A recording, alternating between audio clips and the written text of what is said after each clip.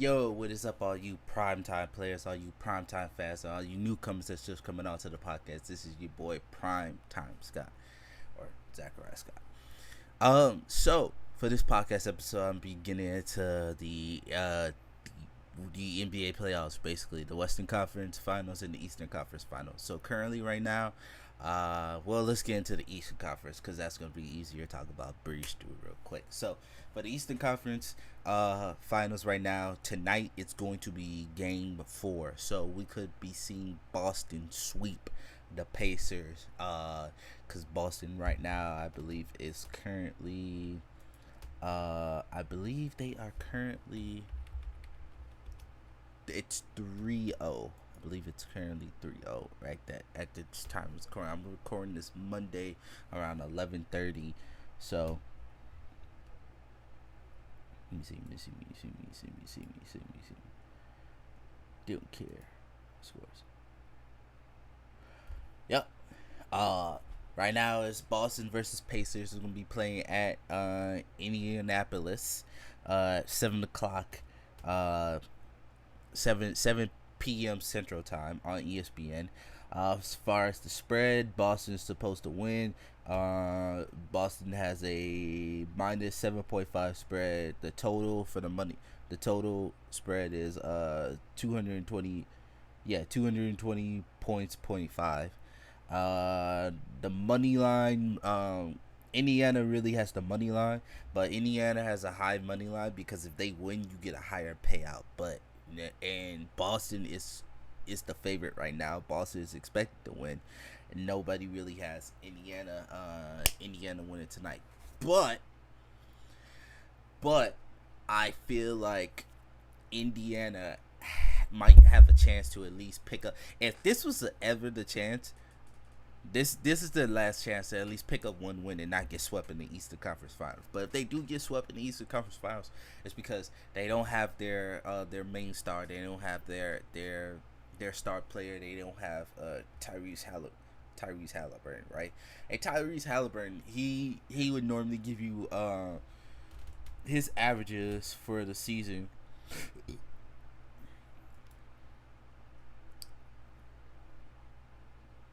Jeez.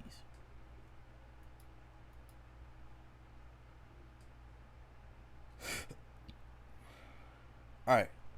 So at least for the playoffs, Tyrese Halliburton is going to give you 20 points, but he can explode and give you 30 if you really want to. Excuse me. But he's also going to give you at least 8 to 10 assists. So he's generating points for you. So even some of his passes don't even lead to assists. Some of them just lead straight into points. He's their main point guard. He's their main offensive weapon. So Pacers not having a main offensive weapon.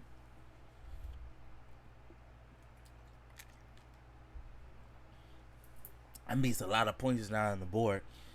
That means TJ McCollum is coming. TJ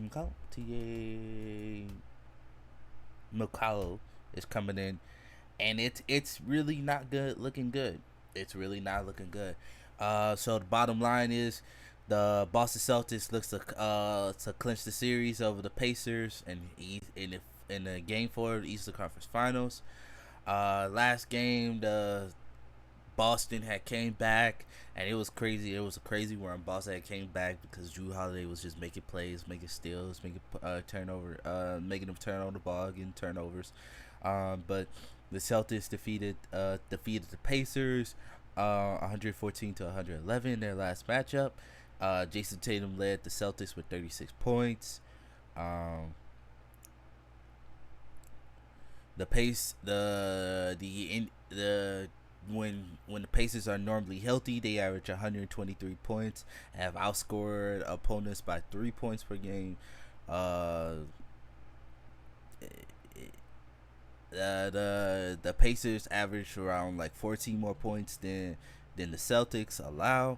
The Celtics normally shoot around 48% from the field. I'm just looking like I'm reading off a prop, but I'm really not. So,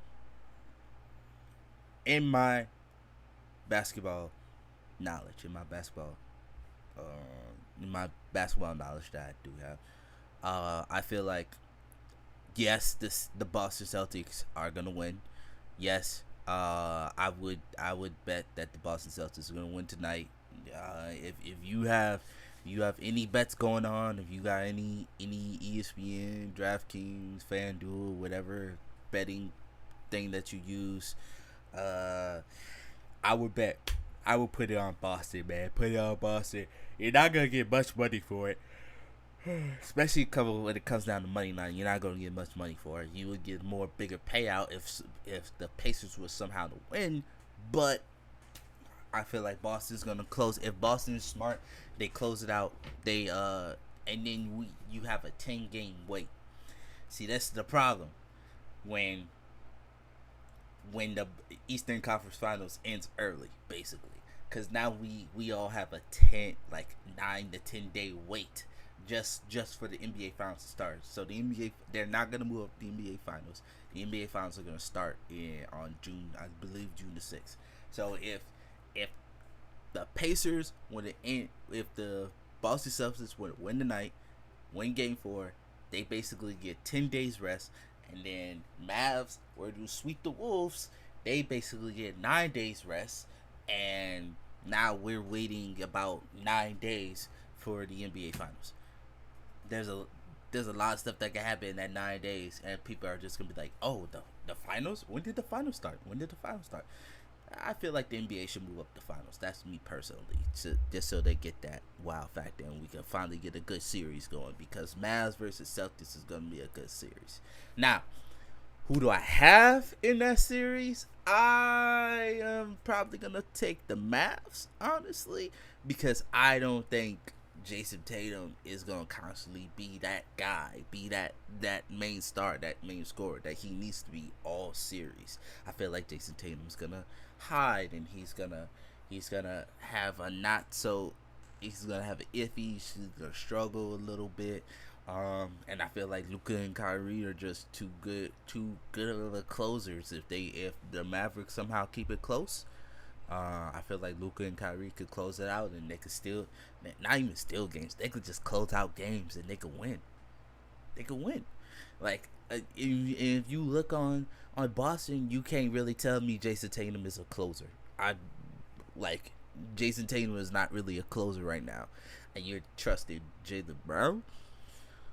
Jaylen Brown is sometimes iffy with when it comes down to his shot. His shot is sometimes iffy, and they're not really trusting Drew Holiday with the offense. Like Rapoy is mostly like a lot of iso ball, like not a lot of ball movement, stuff like that.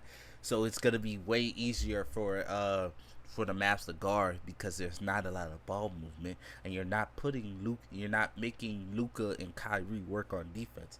That's the same thing with the Wolves right now. The Wolves are not really making Luka and Kyrie play a lot of defense, because they're not attacking them on defense. But yeah, to basically sum up this Game 4, to call it sweet, and like, this is a sweet game. This is a sweep game. Everybody get their brooms out. Boston gonna be celebrating because they go to another finals. But Boston fans, y'all not winning another finals. Dallas Mavericks got y'all number, and Dallas gonna pick up their second championship. And why does Zach hate Boston so much? Because it's fuck Boston, straight up fuck Boston. You have to wonder why I'm a Miami Heat fan.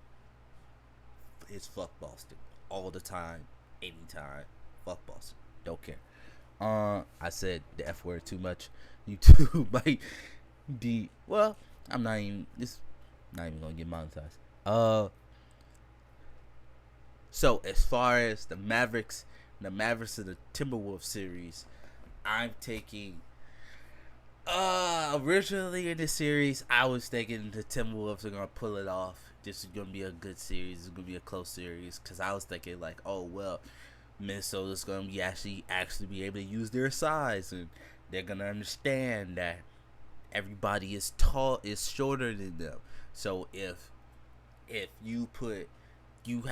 there's times where you put Luka and Kyrie in the pick and roll, and then you got them trying to guard a Rudy Gobert, and it's like I thought this series would have been much better. I thought the bigs would have been more involved in the Rudy and Karl Anthony Towns, and they've been working in the paint. They'll be working out the pick and roll.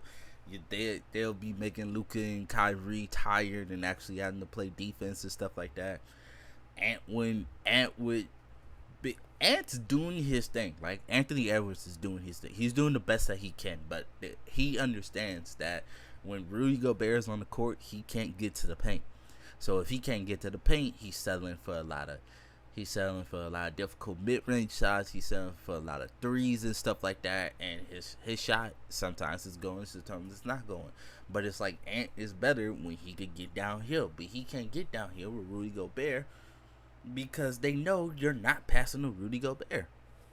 So I personally feel like it's time to trade. It's time to trade Rudy Gobert because he's not doing what he's supposed to be doing, bro. He's not giving you nothing on offense. If anything, he's clogging up the paint for Anthony Edwards.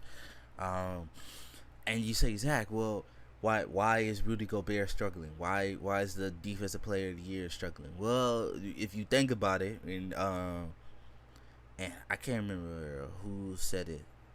Udonis Haslem said it this morning on First Take. It's like the reason why the Minnesota defense was so well is because everybody was able to bring Rudy to the paint, and Rudy would block their shots. Everybody was able to. You can't do that with a Luka and with a Kyrie. Yeah, you could do that with the Mavericks because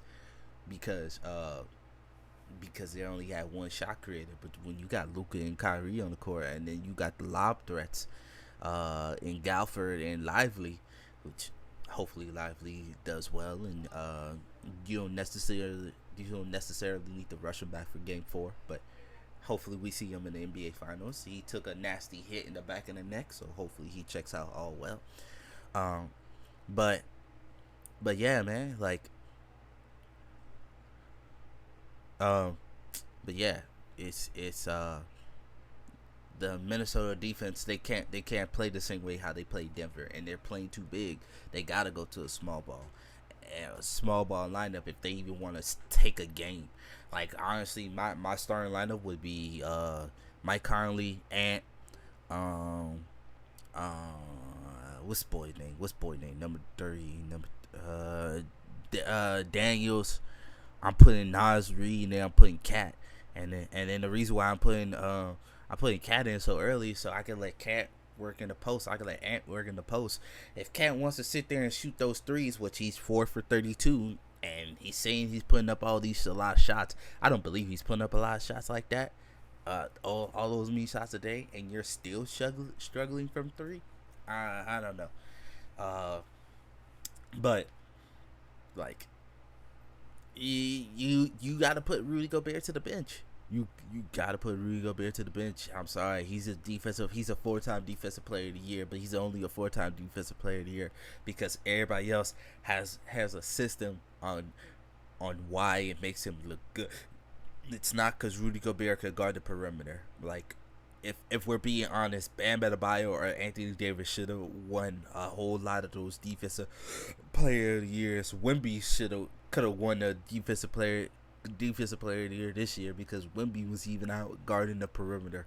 Like, to be a big and you want to be defensive player of the year, you should be able to guard 1 through 5. At least Jaren Jackson Jr., he was guarding 1 through 5. He was picking up guys on the perimeter. That's more impressive if you're a defensive player of the year, if you're picking up 1 through 5. Not if you're just straight a rim protector. Come on now. Just being only a rim protector, that doesn't help nobody. But to sum up this podcast episode, because I'm just keep it short and sweet. I have Boston winning tonight for Game 4. I have Dallas winning the next game for their Game 4. So we're gonna see 2 sweeps in the Eastern Conference Finals. Jason Tatum is probably going to pick up MVP for the Eastern Conference Finals. Luka is probably going to pick up MVP for the Western Conference Finals. We're going to see Mavericks versus Boston, And for that one, I'm gonna do its own preview of that. So we're not gonna get a preview into that.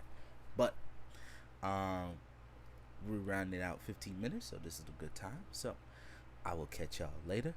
Peace. Make sure you like, comment, and subscribe. If you have comment, if you have your comment your predictions. Comment down what do you want to see for the next podcast episode, or some ideas for some stuff you want me to talk about.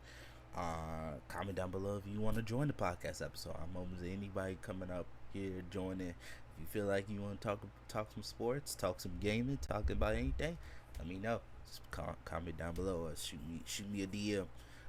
With that being said, peace, love y'all. Catch y'all on the next one.